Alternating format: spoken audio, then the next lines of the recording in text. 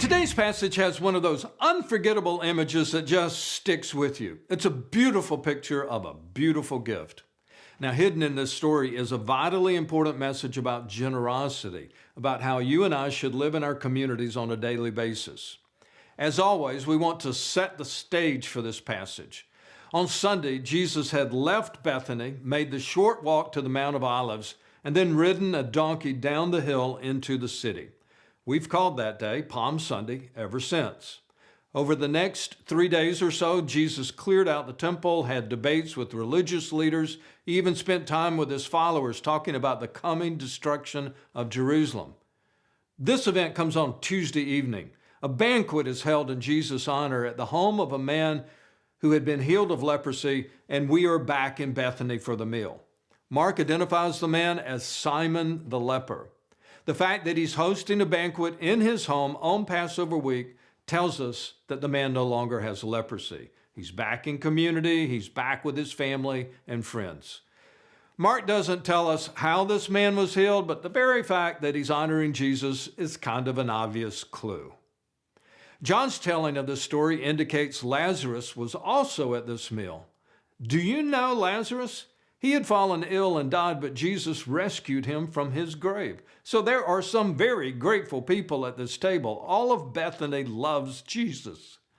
According to John's telling of this story, Mary, the sister of Lazarus, is the person who offered this lavish gift to Jesus, probably on behalf of her entire family. The perfume was incredibly expensive, worth a year's income. Very few people have ever given a gift like that. It's a once-in-a-lifetime lavish gift. If the story had stopped there, it would have been little more than a sweet scene in the Bible, just a good moment at a very nice meal. But things got ugly kind of quickly. The sweet smell in the room collided with a few bad attitudes.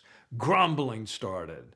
Why this waste of perfume? It could have been sold for more than a year's wages and the money given to the poor. People rebuked Mary.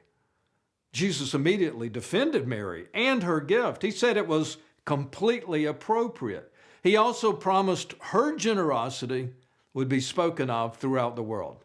That's kind of cool. I mean, here we are 2,000 years later, far away from where this story took place, and we are still talking about Mary's lavish gift. But now we need to turn the corner and talk about how this story impacts us. To do that, we're going to look at what Jesus said about the poor. If you don't know this context, the context of what Jesus said, it kind of sounds offensive. Jesus addressed the complainers. Leave her alone. Why are you bothering her? She's done a beautiful thing to me.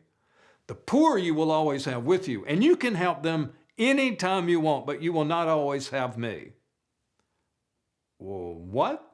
Jesus is okay with people being poor? Did he just blow them off all the while literally soaking up this expensive gift? I can see why some modern day readers of this story might be offended, because if you don't have the right context for a passage like this, it's so easy to get things out of context. And the best way to see the right context is to simply come inside this home with Simon and his guest and look around. Did you notice that no one at the table got upset at what Jesus said? They were there. Some of them were upset with Mary, but they were not upset with what Jesus said. To them, Jesus had not insulted poor people. Okay, Judas got upset, but maybe he didn't have the purest motives. Judas left the meal, went into Jerusalem, and made a deal to betray Jesus. But I don't think any of us want to use Judas as a role model. So forget him and just look around at the others at the table. No one argued the point. No one asked Jesus to explain why he did not care about the poor. Do you know why? Because they all knew Jesus was quoting a well-known scripture passage. And once you read that passage, all your worries about Jesus not caring for the poor will disappear. Deuteronomy 15 has several instructions for God's people related to generosity. God's people are to forgive debts on a regular basis. They are to lend freely without a grudging heart. And they were to set their slaves free after 6 years of service. If you will live in this constant state of generosity, say the instructions of Deuteronomy 15, you will be blessed by God. And when would these opportunities to be generous be available? You guessed it. The poor you will always have with you. This was God's message from the very beginning, and Jesus affirmed it at this meal. By quoting one line from Deuteronomy 15, he was reminding his listeners of the entire chapter. You will always have an opportunity to be kind to the poor, and God still expects this kindness from us, from you and from me. One of the hallmarks of God's people is that we will live in a constant state of radical generosity. Now, if this meal took place on Tuesday evening, I want you to remember where we're going.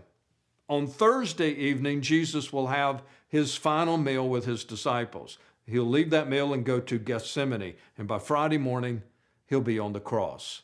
Mary's gift, therefore, was perfectly timed. Her lavish gift was incredibly appropriate. She would never regret giving such a gift. There are times when it's appropriate for us to give a lavish gift to God, and you'll know when that time is upon you. In the meantime, it's also your job to be generous with the people God puts in your path, especially those who need help. And you know what? They're never far away. You will always have an opportunity to be radically generous.